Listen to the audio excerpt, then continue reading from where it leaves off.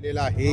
2-3 दिवसापासून त्यांच्या अटकेची प्रक्रिया सुरू होती. कुठेतरी त्याच्यात विलंब करण्यात आलाय का आणि हा सगळा फायदा त्यांना? नाही, याच्यावर मी 2 दिवस आधीपासून बोलत होते की हा जाणीवपूर्वक वेळ काढूपणा आहे. कारण शुक्रवारी ऑनरेबल कोर्ट सुनावणी घेणार होतं, त्यामुळे शुक्रवारपर्यंत माणिकराव कोकाटे जोरात आजारी पडणार आणि शुक्रवारी अचानक त्यांना ठणठणीत बरं होणार. कारण माणिकराव कोकाटे जर खरंच आजारी पडले असते तर राष्ट्रवादीचे लोक लगेच पार्लेजीचा पुडा घेऊन त्यांच्याकडे गेले असते. पण माणिकराव कोकाटे खोटे आजारी पडलेत हे राष्ट्रवादीच्या सगळ्या लोकांना माहिती आहे. हे महाराष्ट्रालाही कळतंय. वाईट याचं वाटतं की महाराष्ट्राला हे सगळं कळतंय, तर मग निवडणुकांमधून महाराष्ट्र याची उत्तरं कधी देणार? मला वाटतंय उद्या महाराष्ट्राला उत्तरं देण्याला चांगली संधी आहे की या सगळ्याच, म्हणजे अजित पवार असतील, देवेंद्र फडणवीस असतील किंवा एकनाथ शिंदे असतील, जे सत्तेसाठी एकत्र राज्यात बसतात आणि इतर ठिकाणी मात्र वेगवेगळे लढून आपापल्या शेअर जास्तीत जास्त वाढवायचा प्रयत्न करतात आणि लोकांना वेड्यात काढतात, अशा लोकांना निश्चितपणे उद्या 20 तारखेला लोकांनी धडा शिकवला पाहिजे आणि मशालीवर शिक्कामोर्तब केलं पाहिजे. त्यांना फायदा मिळावा म्हणून कुठेतरी गृह खात्यानेच जाणून बुजून हा विलंब जाणीवपूर्वक गृह खात्याने 2 गोष्टी याच्यात साध्य केलेल्या आहेत. एक की बघा, आम्ही तर राजीनामा घेतला होता पण ऑनरेबल कोर्टानेच आता दिलासा दिला, असं करून एक फेस सेव्हिंग करायचा प्रयत्न केला.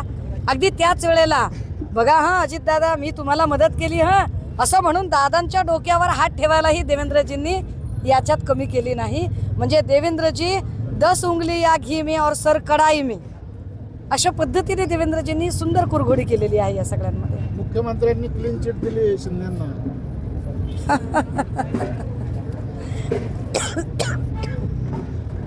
मला असं वाटतंय की देवेंद्र फडणवीसांनी मुख्यमंत्री पदाचा राजीनामा द्यावा आणि LLMची वगैरे परीक्षा देऊन JMFC वगैरे करून एकदाचं जज होऊन जावं.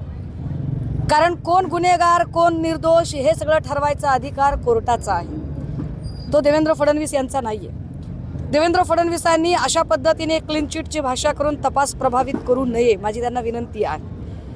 दुसरी गोष्ट की एकनाथ शिंदे गुन्हेगार आहेत असं माझ्या वक्तव्यात कुठेही नाही, पण मी या म्हणण्यावर ठाम आहे की प्रकाश शिंदेची चौकशी झाली पाहिजे. मी या म्हणण्यावर ठाम आहे की ड्रग्जचा मुद्दा आणि ह्या सगळ्या गोष्टी एकमेकांना कनेक्टेड आहेत आणि मी या मुद्द्यावर ठाम आहे की प्रकाश शिंदेची चौकशी होत असताना ती निष्पक्ष करायची असेल आणि त्याला पॉलिटिकल प्रिव्हिलेज मिळू द्यायचे नसतील तर बिलकुल एकनाथ शिंदेंचा राजीनामा झाला पाहिजे. एकनाथ शिंदेंनी काही काळासाठी बाजूला थांबावं आणि जेव्हा कधी प्रकाश शिंदे, जसे आता माणिकराव कोकाटेंची क्लीन चिट झाली ना, अगदी त्या पद्धतीने क्लीन चिट झाली की एकनाथ शिंदेना उपमुख्यमंत्री कशाला, मुख्यमंत्री करा ना. देवेंद्रजी मनाचा मोठेपणा करा आणि एकनाथ शिंदेंना मुख्यमंत्री करा. मी स्वागतासाठी आणि शुभेच्छा देण्यासाठी पुष्पगुच्छ घेऊन येते. आणि तुम्ही आज जे काही एकनाथ शिंदेंच्या संबंधाने तुम्ही पाठराखण अजिबात केलेली नाही, कारण आतून तुम्ही काय काय करता हे मला वेगळं सांगायची वेळ येऊ देऊ नका. तुमचं आणि एकनाथ शिंदेंचं किती सख्य आहे ते मला माहिती आहे. एकनाथ शिंदेंवर तुम्ही काय पद्धतीने सध्या प्रेम व्यक्त करता हे मला चांगलं माहिती आहे.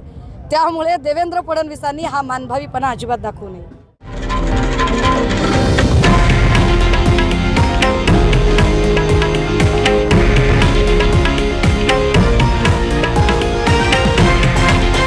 हे आहे देशातील नंबर 1 न्यूज नेटवर्क आणि आपण पाहत आहात TV9 मराठी, एकमेव.